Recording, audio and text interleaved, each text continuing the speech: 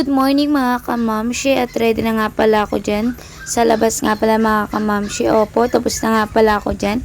At di ko na nabidyoan at tinatamad ako mag-cellphone. Hahaha, charot. At syempre, ayan, patapos na nga pala at maglilinis nga pala ako sa loob niyan mga kamamshi. Ayan, magtitiklop muna nga pala ang mamshi nyo ng higaan namin. Syempre, sinisipag tayo at maglilinis muna tayo ng bahay.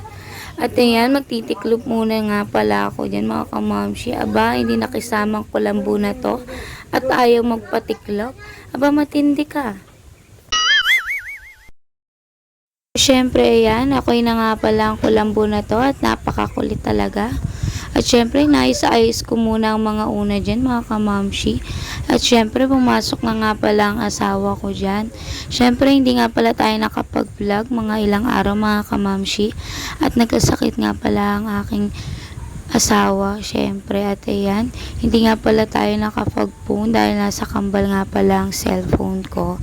At inaalagaan ko nga pala siya niyan. At ayan, inaayos ko na nga pala ang higaan, mga kamamshi. At yan, pang malakas ang kama ko dyan. Syempre, tinatayo ko na naman. Para naman maluwag dito sa loob ng bahay. Syempre, ang sikip-sikip na nga, nakabalandera pa siya dyan. Pero syempre, yan mga kamamshi, winalaswalisan ko lang pala ang mga gilid-gilid lang namin dyan. At sobra na nga pala ang alikabok niya. At ilang araw na nga pala kung hindi nakakapagwalis. Ayan mga kamamshi, syempre, inilapag ko na rin pala ang mga unan dyan. Para okay na nga pala ako dyan. At lalabas na nga pala ako. Hala, lalabas ulit. Pero syempre, hindi ganon. Syempre, maglilinis nga pala ako dyan muna ng aming kusina. Opo, magliligpit na nga pala ang mamshi nyo. Ito todo-todo ko na nga pala ang paglilinis dito. Syempre, nakakabalandera naman ang aming plato. Ayan, nagsipag-sipagan muna ako. At maglilinis muna ako dyan sa loob. At magliligpit. Syempre, mga kamamshi, para naman ay mamaya, okay na nga pala ang aking buhay. Hala, buhay. So, mga kamamshi, kailangan ko pala magligpit dyan. Syempre, para hindi tayo matambakan nagligpitin. Oh, hala, may lababo na tayo. Syempre, kailangan natin sipagan dahil ginawa na tayo ng lababo. At nakaranay, tinatamad talaga ako magligpit. Syempre, aba, sino ba naman ang gaganahan na wala kang lababo? At syempre, ayan. Syempre, ilang araw na nga pala yung mga kamamshi. Ngayon ko lamang na videohan, syempre. At sinipag nga pala ako magligpit dyan para naman mamaya, ready na nga pala ako na mag-vlog. Syempre, ito na nga oh. Siyempre, for the sipag-sipag muna ang mamshi nyo. Siyempre, ganun talaga ang buhay. Pag walang ginagawa, hala, walang ginagawa. Good yan mga kamamshi, dahil nga pala, nagsagala nga pala kahapon. I-share ko lang pala at hindi ko na na-videoan at wala nga pala akong dala cellphone mga kamamshi at iniwan ko nga pala sa kambal. Siyempre, para may magamit sila. At dahil wala ako, syempre maglalaro lang pala sila dito mga kamamshi. At ayan, syempre, matatapos na nga pala ako dyan. Binalik ko lang ang plato na iba at mga ibang baso mga kamamshi. At ayun, natitira na nga pala ang ilang plato ko. Syempre, tatapusin ko na to. Syempre, hindi ang buhay mo. Pero walang ganun mga kamamshi. At yan, yung mga basahan nga pala nilabahan ko lang mga kamamshi para mamaya pamunas ko nga pala dyan sa platuhan na yan. Opo, yan, pupunasan ko nga pala dyan mga kamamshi ang platuhan namin. At napakadumi na. Syempre, yan, ninuli ko nga pala ang aming kawali. Syempre, yan, nilutuan ko nga pala yan. Hala ako?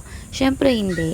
Charot-charot lang. Nilutuan nga pala ng asawa ko yung kagabi dahil wala nga pala ako mga kamamshi.